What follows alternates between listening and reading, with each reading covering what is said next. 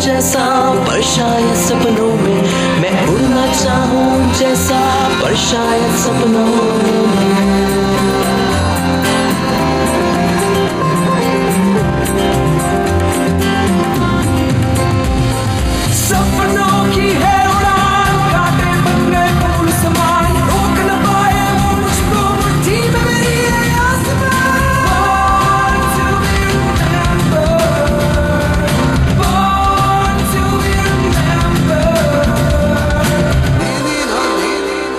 कहा जाता है कि भविष्य में मानव का निवास पृथ्वी के अलावा आकाश में भी हो जाएगा।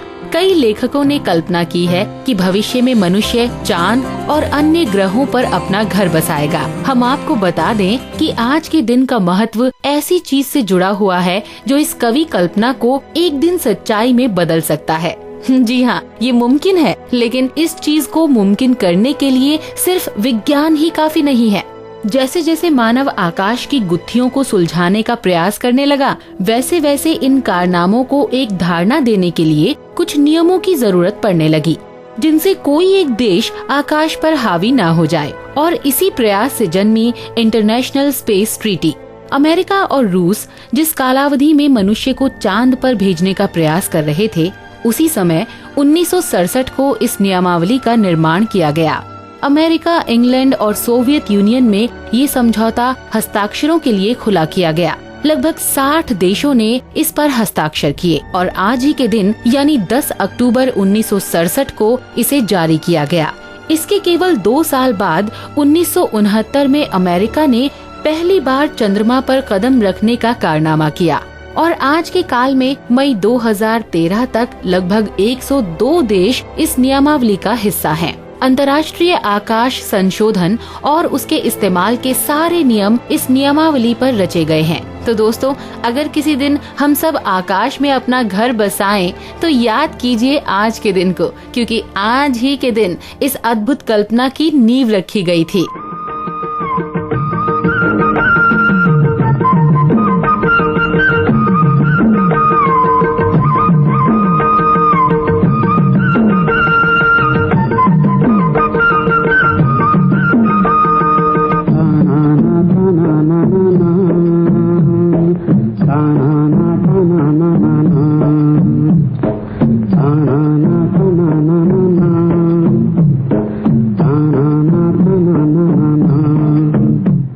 इस संगीत के साथ हम में से कईयों की बचपन की यादें जुड़ी हुई हैं। टीवी पर जब ये शीर्ष गीत बजता था, तब हम में से कई लोग मालगुड़ी गांव की नई कहानी देखने थम जाते। 90 के दशक में टीवी पर प्रदर्शित होने वाला ये कार्यक्रम मालगुड़ी डेज आज भी दूरदर्शन के सबसे सुंदर और रोचक कार्यक्रमों में से एक माना जाता है। इस कार्यक्रम का लेखन अपनी सुंदर भावनाओं और व्यंग्य के लिए प्रसिद्ध है। लेकिन क्या आप इसके लेखक के बारे में जानते हैं? हम बात करने वाले हैं Malgudi days, Swami and friends और द गाइड जैसे कई मनोरंजक किताबों के श्रेष्ठ लेखक R.K. नारायण के बारे में। अंग्रेजी साहित्य निर्माण करने वाले भारतीय लेखकों में उनका स्थान पूज्य माना जाता है। आज यानी 10 अक्टूबर को R.K. नारायण का जन्मदिन है। चलिए उनकी जिंदगी के बारे में कुछ और जान ले। रसीपुरम कृष्ण स्वामी अय्यर नारायण स्वामी यानी R.K. नारायण का जन्म 10 अक्टूबर 1906 को चेन्नई में हुआ था। अपने बचपन का काफी समय उन्होंने अपनी नानी पार्वती के साथ गुजारा। वो नारायण को प्यार से कुंजप्पा नाम से पुकारती थी और उन्हें कहानियाँ सुनाती। इतना ही नहीं, बल्कि गणित, संस्कृत और शास्त्रीय संगीत का प्राथमिक ज्ञान भी उन्हें अपनी नानी से ही प्राप्त हुआ। आप शायद विश्वास नहीं करेंगे, लेकिन बचपन में उनके खेल कूद के साथी थे एक मोर और एक चालाक बंदर। क्या आप जानते हैं कि कॉमन मैन के निर्माता प्रसिद्ध व्यंग्य चित्रकार R.K. लक्ष्मण नारायण के ही छोटे भाई हैं। एक ही परिवार में दो इतने महान कलाकारों का होना कितने सौभाग्य की बात होगी। बचपन से ही नारायण को पढ़ना बहुत पसंद था और चार्ल्स डिकेंस, वुडहाउस और आर्थर कोनन डॉयल जैसे लेखकों की पुस्तकें तो उन्होंने अपने शुरुआती समय में ही पढ़ ली। स्कूल की बड़ी लाइब्रेरी ने नारायण का मन मोह लिया और उनकी जिज्ञासा बढ़ती गई। अचरज की बात ये है कि इस महान लेखक को अपनी अंग्रेजी के BA की पढ़ाई में 3 के बदले 4 साल लग गए, लेकिन इस असफलता के सामने उन्होंने उम्मीद नहीं छोड़ी। फिर उन्होंने एक स्कूल में अंग्रेजी पढ़ाना शुरू किया। लेकिन जब मुख्य अध्यापक ने उन्हें शारीरिक शिक्षण की क्लास भी लेने को कहा तो वो बात उनके सिद्धांतों को रास नहीं आई और उन्होंने इस्तीफा दे दिया। इस घटना के बाद नारायण ने सोच लिया कि शायद उनका भविष्य किसी नौकरी में नहीं बल्कि लेखन में है। Development of maritime laws in 17th century England, इस पुस्तक का समीक्षण उनका पहला प्रकाशित काम था। 1933 में उन्होंने स्वामी एंड फ्रेंड्स नाम का अपना पहला उपन्यास लिखा। इसी पुस्तक में उन्होंने मालगुडी नाम के एक छोटे से काल्पनिक गांव का निर्माण भी किया। इसके बाद लिखी हुई लगभग सभी पुस्तकें उन्होंने मालगुडी में ही रची। मैं हूँ मालगुडी, दक्षिण भारत का एक छोटा सा शहर। फिर भी मैं कोई भी शहर हो सकता हूँ, कहीं भी, क्योंकि मेरा सत्य जगत व्यापी है। मेरी सुनी गलियों में देखिए और आप तरह तरह के लोग देखेंगे, भिखारी, नौकर, मालिक और उनकी दुनिया। किसी खास पल में खोए हुए लोग, अपने जीवन के लिए संघर्ष करते हुए लोग, या परिस्थिति में फंसे लोग। वो या तो उसका फैसला करते हैं या उसके साथ जीते हैं। बहादुर और डरपोक, अमीर और गरीब, वो भी प्यार करते हैं, पूजा करते हैं, धोखा देते हैं, उम्मीदें रखते हैं और सपने सजाते हैं। अपनी अपनी दास्तां वही सबसे अच्छी तरह सुनाते हैं। सच, भारतीय साहित्य में मालगुडी सबसे प्रसिद्ध गांव होगा।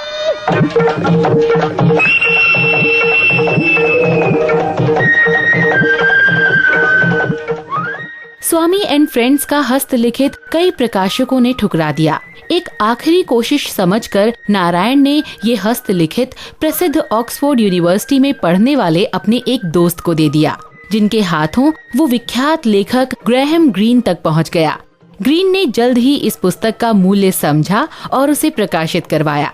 वो कहते थे कि नारायण के शब्द पढ़ते पढ़ते उन्हें महान लेखक एंटोन चेखव का भास होता है। नारायण की पहली 4 पुस्तकें प्रकाशित करने में ग्रीन का हाथ है। Swami and friends, the bachelor of arts और द इंग्लिश टीचर, ये 3 उपन्यास कुछ हद तक नारायण की ही जिंदगी पर आधारित हैं।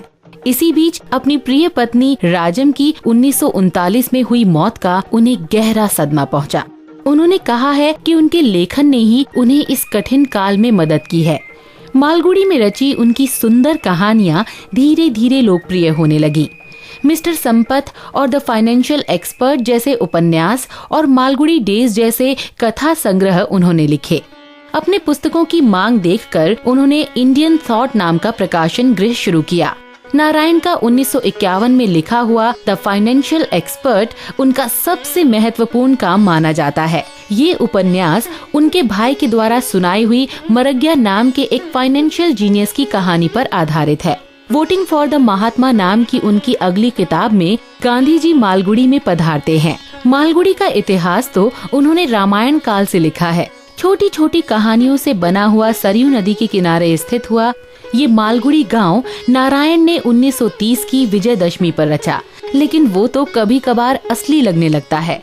काल्पनिक चीजों को सच्चाई में बदलना एक महान लेखक की पहचान होती है। जैसे जैसे उनकी पुस्तकों की लोकप्रियता बढ़ती गई, उन्हें कई देशों से न्योता आने लगा। रॉकफेलर फेलोशिप हासिल करके जब उन्होंने अमेरिका का सफर किया, तब भी वो रोज कम से कम 1500 शब्द लिखते। यही लेखन संकलित करके माय डेटलेस डायरी के नाम से प्रकाशित किया गया। अमेरिका में ही उन्होंने अपना द गाइड नामक उपन्यास पूरा किया और इसी उपन्यास पर आधारित फिल्म गाइड महान अभिनेता देवानंद ने बनाई। जहाँ अपने आप सर झुक जाते हैं, उस पत्थर को भी भगवान का रूप मान लिया जाता है। जिस जगह को देखकर परमात्मा की याद आए, वो तीर्थ कहलाता है। और जिस आदमी के दर्शन से परमात्मा में भक्ति जागे, वो महात्मा कहलाता है। 1968 में गाइड की कथा को एक ब्रॉडवे प्ले के रूप में प्रदर्शित किया गया। आज R.K. नारायण भारत के सबसे श्रेष्ठ लेखकों में से एक माने जाते हैं। मुल्कराज आनंद और राजा राव के साथ नारायण का नाम अंग्रेजी साहित्य में भारत को पहचान दिलाने वालों में लिया जाता है। उन्हें 1964 में पद्म भूषण पुरस्कार और सन 2001 में पद्म विभूषण पुरस्कार से भारत सरकार ने सम्मानित किया। 13 मई सन 2001 को R.K. नारायण जी का दुखद निधन हो गया। लेकिन आज भी मालगुडी और सरयू के तट पर खेलने वाले स्वामी, राजम, मणि और उनके दोस्त हम सब के जहन में जीते हैं। और दोस्तों, शायद यही उनके लिए सबसे बड़ी श्रद्धांजलि है।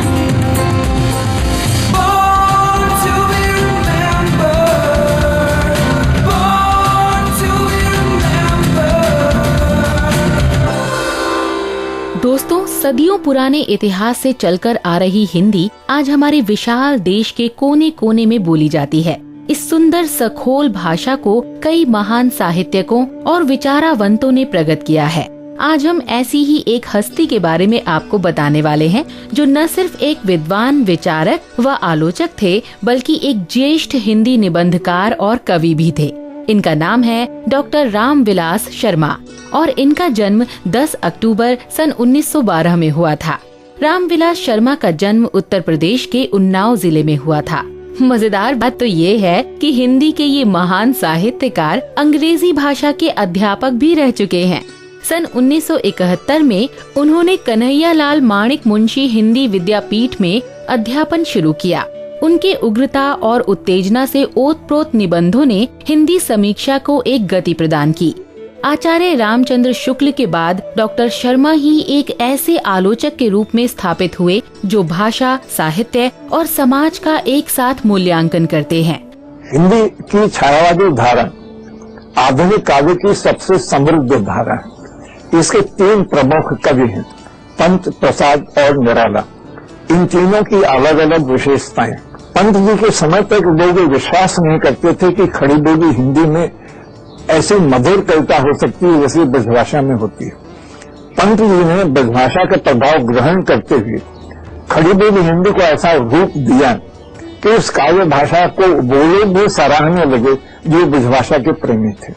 पंत जी की सबसे बड़ी देन हिंदी काव्य को उनकी भाषा है और पल्लों में जितनी सुंदर भाषा उन्होंने लिखी उतनी सुंदर भाषा बाद में वो नहीं लिख पाए।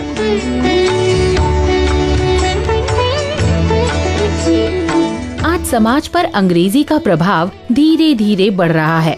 स्वतंत्रता पूर्व काल में हिंदी का उपयोग लोगों में राष्ट्रवाद जागृत करने के लिए किया जाता था। डॉक्टर शर्मा अंग्रेजी को उस हद तक प्रगतिशील नहीं मानते जितना कि अन्य विद्वान मानते हैं। इसके अलावा वो अपने लेखन से ऐसे भारतीय तत्वों को उभारते हैं जो पश्चिमी दुनिया से भिन्न और कई अधिक प्रगतिशील हैं। रामविलास जी हमेशा सृजन की ओर उन्मुख रहे हैं। उन्होंने अपनी कारकीर्द में लगभग 100 महत्वपूर्ण पुस्तकों का सृजन किया, जिसमें भारतीय संस्कृति और हिंदी प्रदेश और भारतेंदु युग जैसे ग्रंथ शामिल हैं। इसके अलावा उनकी समीक्षा कृतियों में प्रेमचंद और उनका युग, निराला और प्रगति और परंपरा विशेष उल्लेखनीय हैं। रामविलास जी एक संपन्न कवि भी थे। हिंदी प्रयोगवादी काव्य आंदोलन के साथ उनके घनिष्ठ संबंध थे।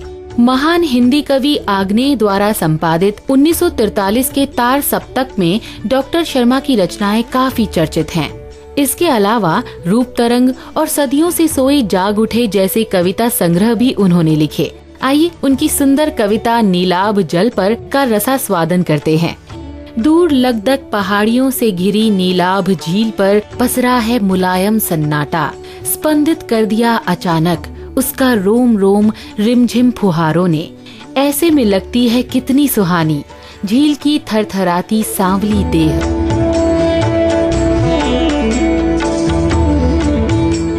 काव्य क्षेत्र के अलावा हिंदी भाषा की प्रगति के लिए किए गए उनके महान काम को मद्देनजर रखते हुए सन 1986 और 87 में हिंदी अकादमी ने उन्हें शलाका प्रदान किया। दोस्तों, हम आपसे रोज इस समय पर बात करके उस दिन जन्मे श्रेष्ठ हस्तियों के बारे में बताते हैं। हमारे शब्द देश के कोने कोने तक पहुंच जाते हैं, लेकिन इसीलिए अलग अलग प्रदेशों में अलग अलग भाषाएं बोलने वाले आप सभी प्रेक्षकों तक पहुंचने का बस एक ही प्रबल और सुंदर जरिया है हमारे पास, हिंदी।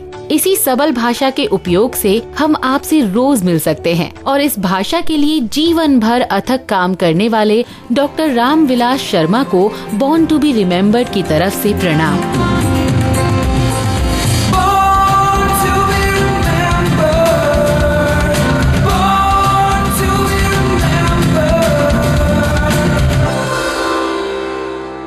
कुछ लोग अपनी जिंदगी में इतनी सारी उपलब्धियां प्राप्त करते हैं कि यकीन ही नहीं होता। एक ही जीवन काल में फ्रिड्जॉफ नॉनसन एक शास्त्रज्ञ, खोजी, साहसवीर, राजदूत और मानव अधिकार के रक्षक रहे हैं। अगर आपको बर्फीली चट्टानों पर किए गए साहसी पराक्रम भाते हैं तो ये व्यक्तित्व आपको जरूर पसंद आएगा। लेकिन अपने साहसों के जरिए लोगों की मदद करना, ये उनका दूसरा पहलू है जो हम सबको भी बहुत कुछ सिखा सकता है। हम बात कर रहे हैं एक नोबेल पीस प्राइज विजेता के बारे में। नॉर्वे के इस होनहार व्यक्तित्व फ्रिड्जॉफ नॉनसन का जन्म आज ही के दिन 1861 में हुआ था। हमें यकीन है कि उनके पराक्रमों की कहानियां सुनकर आप जरूर प्रभावित हो जाएंगे। तो आइए सुनते हैं फ्रिड्जॉफ नॉनसन की गाथा। फ्रिड्जॉफ नॉनसन का जन्म नॉर्वे की राजधानी ओस्लो के पास हुआ था। उनके पिता एक धार्मिक प्रवृत्ति के वकील थे और निष्काम कर्म पर उनका कड़ा विश्वास था। उनकी मां के प्रोत्साहन के जरिए फ्रिड्जॉफ खेल कूद में प्रगति दिखाने लगे। स्केटिंग और तैरने में तो वो प्रबल बन ही गए, लेकिन बर्फीली वादियों में स्की करना उन्हें सबसे ज्यादा पसंद था। उनकी शारीरिक शक्ति ऐसी थी कि वो बिना रुके 50 मील स्की कर पाते और मानसिक प्रबलता इतनी कि वो कई दिनों तक शून्य से नीचे तापमान और कठिन परिस्थितियों में अकेले सफर कर सकते।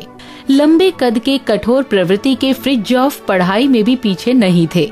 उन्होंने स्कूल में विज्ञान और चित्रकला में निपुणता हासिल की और ओस्लो यूनिवर्सिटी में जियोलॉजी का शिक्षण लेने चले गए। आखिर अपने काम में उन्होंने अपनी शारीरिक प्रबलता, वैज्ञानिक दृष्टिकोण और इतना ही नहीं बल्कि अपनी चित्रकला का भी प्रयोग किया। 1882 में वो वाइकिंग नाम के जहाज में बैठकर ग्रीनलैंड के उत्तरी तट तक जा पहुँचे। एक शास्त्रज्ञ होने के नाते उन्होंने इस 4.5 महीने के सफर में कई अनुमान लगाए और उन्हें पुस्तक के रूप में प्रकाशित भी किया।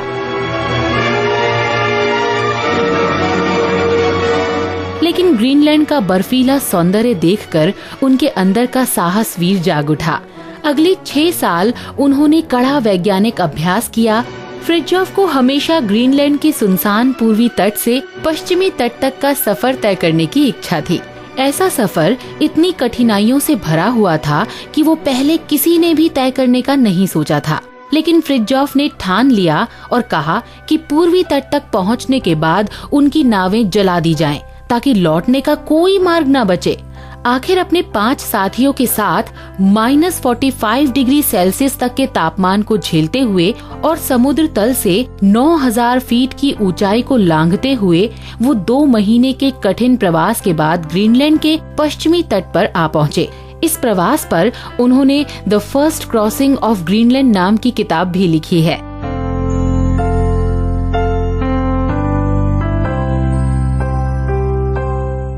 फ्रिड्जॉफ नॉनसन के वैज्ञानिक गुण और उनकी होशियारी की ये मिसाल तो देखिए कि उनका मानना था कि समुद्र की लहरें बर्फ की चट्टानों को पूर्व से पश्चिम की ओर धकेलती हैं। इस बात को साबित करने के लिए उन्होंने एक अनोखा मार्ग ढूंढा।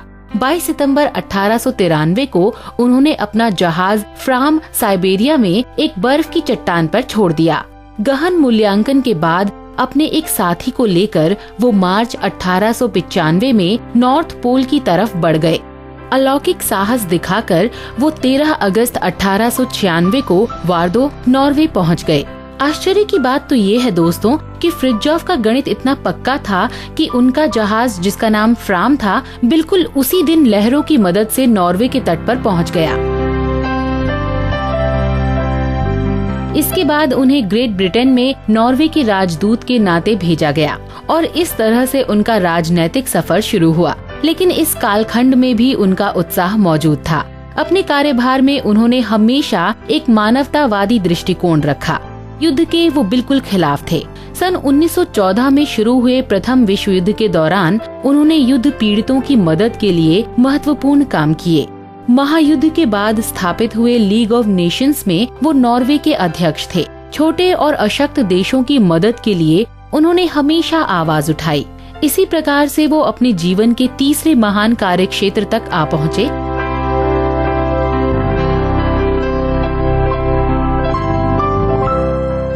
युद्ध के दौरान होने वाले विनाश से कई घर उजड़ जाते हैं। गांव और शहर उथल पुथल हो जाते हैं। जब लीग ऑफ नेशंस ने फ्रिट्जॉफ को रूस में ठहरे युद्ध कैदियों का पुनर्वसन करने की सूचना दी, तो फ्रिट्जॉफ ने अपने अंगभूत कौशल्य के साथ 1.5 साल में लगभग 4,50,000 लोगों का पुनर्वसन किया। जून 1921 में लीग ऑफ नेशंस और रेड क्रॉस की मदद से उन्होंने नन्सेन पासपोर्ट नाम का डॉक्यूमेंट प्रस्थापित किया, जो युद्ध पीड़ितों को जारी किए जाने लगे। नन्सेन की महिमा ऐसी थी कि 52 देशों ने इस पासपोर्ट को पहचाना। इसके अलावा सन 1921 और 22 के रूस में हुए भूचाल के बाद नन्सेन ने लगभग 7 से 22 करोड़ लोगों की मदद के लिए सामान भिजवाया। जंग के जंजाल में फंसे हुए पीड़ितों के तारणहार बनने वाले फ्रिट्जॉफ नन्सेन को शांति के लिए दिए जाने वाला नोबेल पारितोषिक प्रदान किया गया। 13 मई सन 1930 को इस महान शांति दूत का निधन हो गया। परोपकार से भरा हुआ उनका अद्भुत जीवन सचमुच कितना प्रेरणादायी है ना?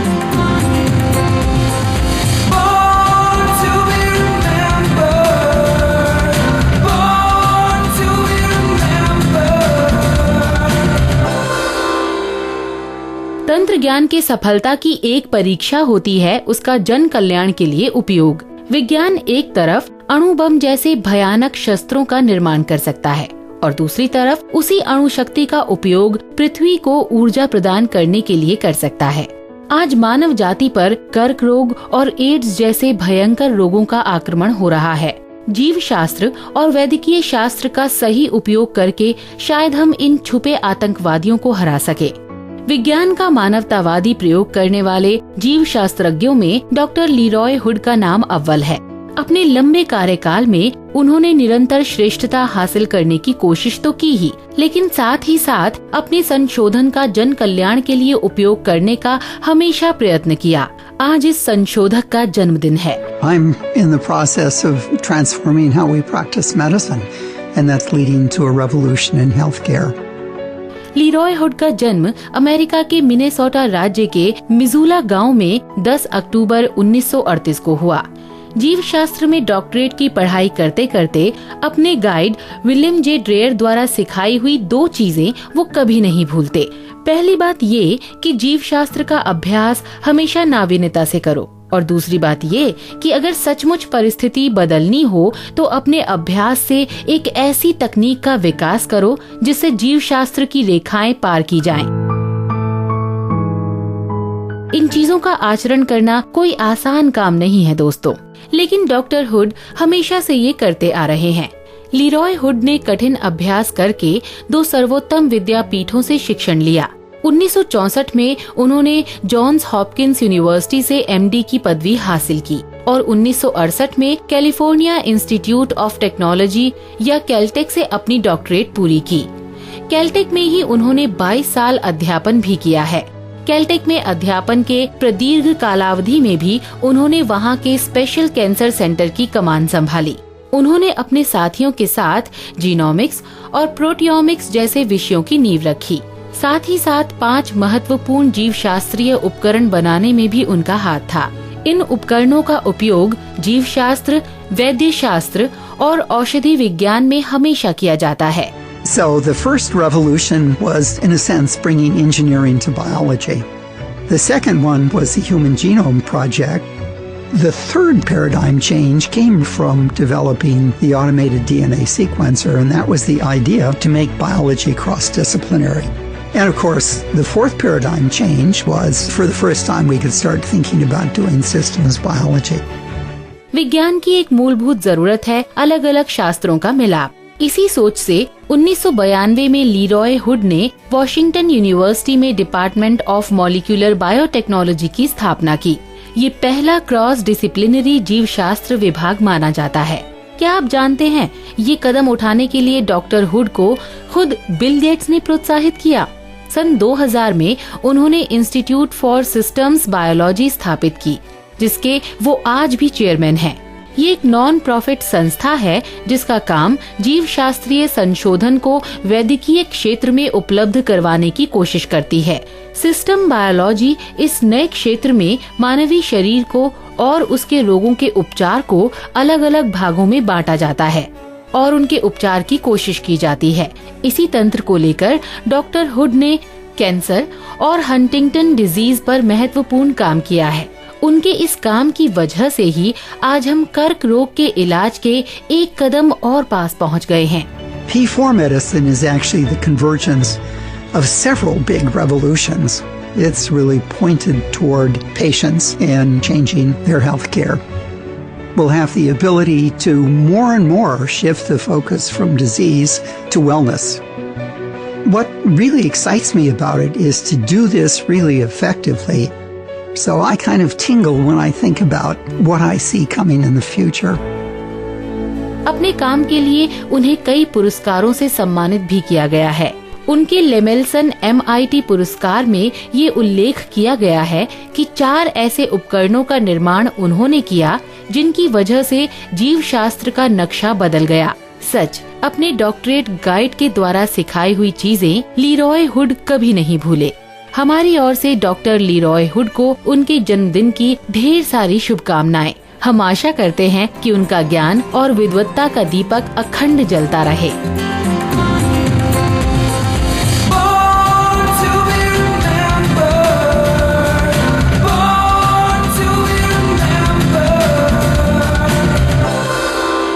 आशा करते हैं दोस्तों कि आज का हमारा ये प्रोग्राम आपको पसंद आया हो। फिलहाल के लिए बबीता जैन को दीजिए इजाजत। अपना ख्याल रखिएगा। नमस्कार। मैं बनना चाहूँ जैसा पर शायद सपनों में, मैं उड़ना चाहूँ जैसा पर शायद सपनों में।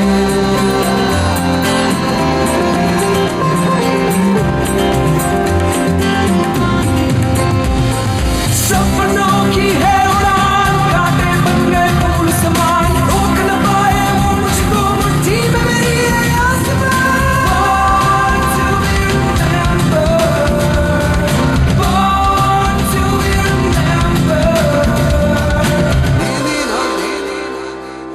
इस कार्यक्रम के कार्यकारी निर्माता जैनेंद्र सिंह,